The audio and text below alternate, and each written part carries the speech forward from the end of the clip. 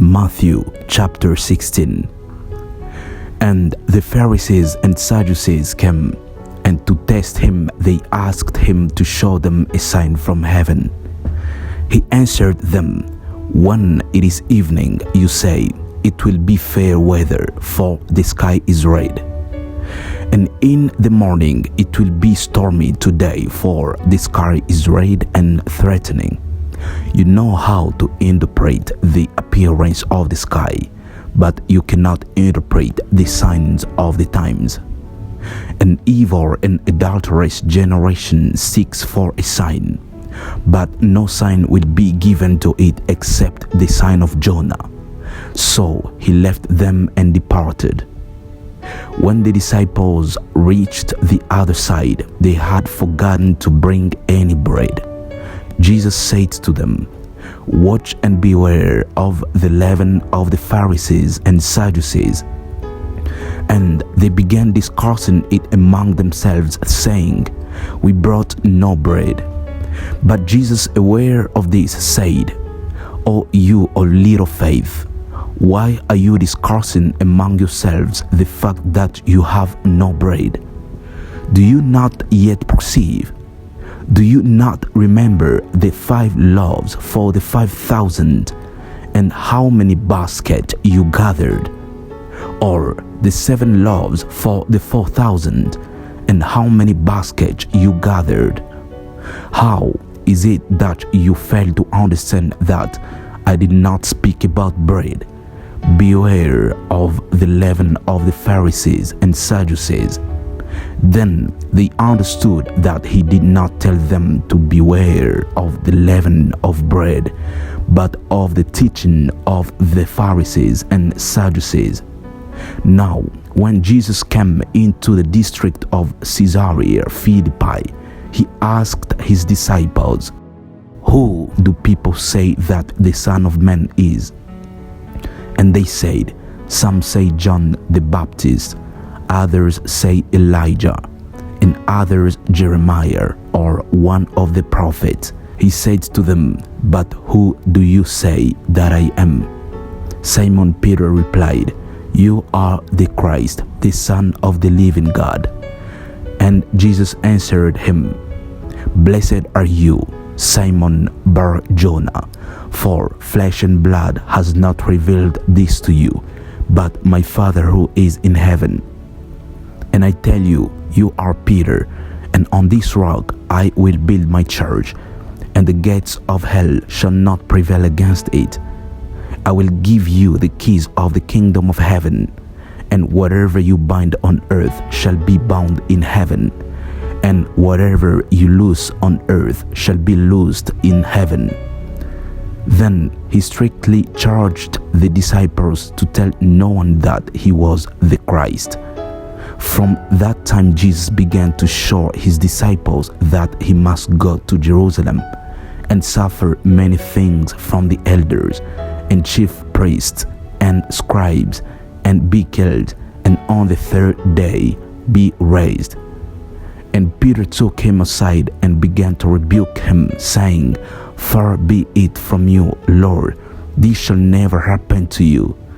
But he turned and said to Peter, "Get behind me, Satan, you are a hindrance to me, for you are not setting your mind on the things of God, but on the things of men." Then Jesus told his disciples, "If anyone would come after me, let him deny himself and take up his cross and follow me. For whoever would save his life will lose it, but whoever loses his life for my sake will find it.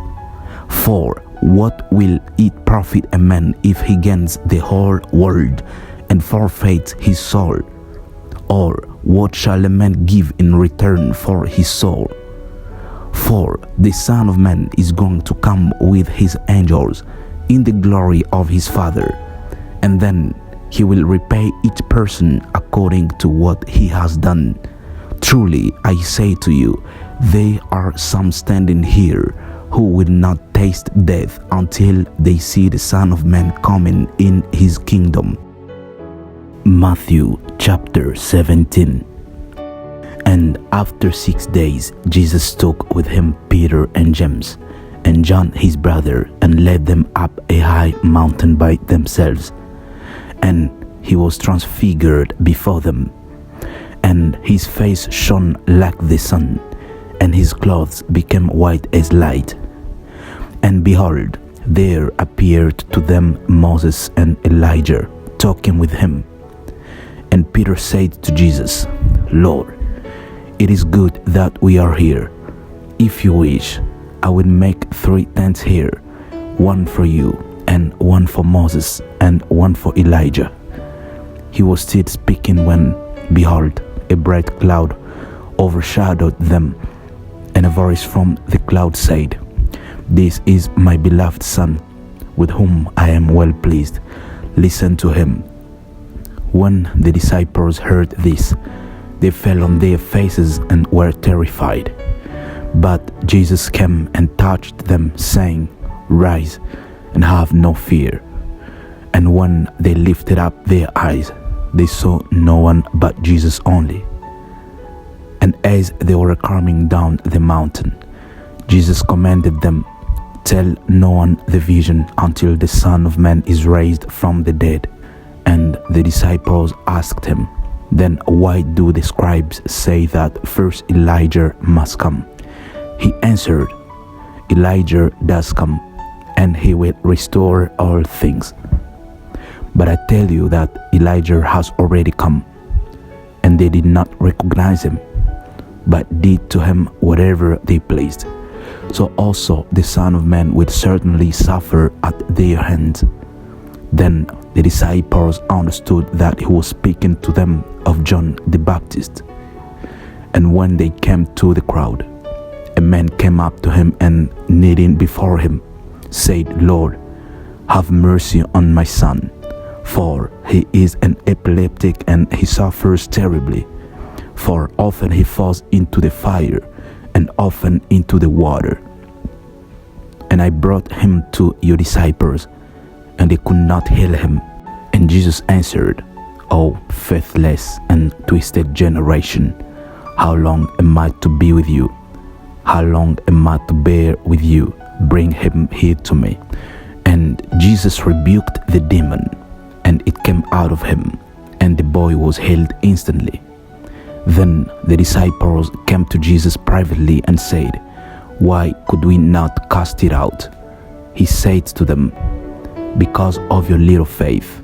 For truly I say to you, if you have faith like a grain of mustard seed, you will say to this mountain, Move from here to there, and it will move, and nothing will be impossible for you. As they were gathering in Galilee, Jesus said to them, The Son of Man is about to be delivered into the hands of men, and they will kill him, and he will be raised on the 3rd day. And they were greatly distressed. When they came to Capernaum, the collectors of the 2 drachma tax went up to Peter and said, Does your teacher not pay the tax? He said, Yes. And when he came into the house, Jesus spoke to him first, saying, What do you think, Simon?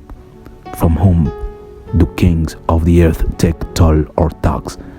From their sons or from others? And when he said, From others, Jesus said to him, Then the sons are free. However, not to give offense to them, go to the sea and cast a hook and take the first fish that comes up. And when you open its mouth, you will find a shekel. Take that and give it to them for me and for yourself.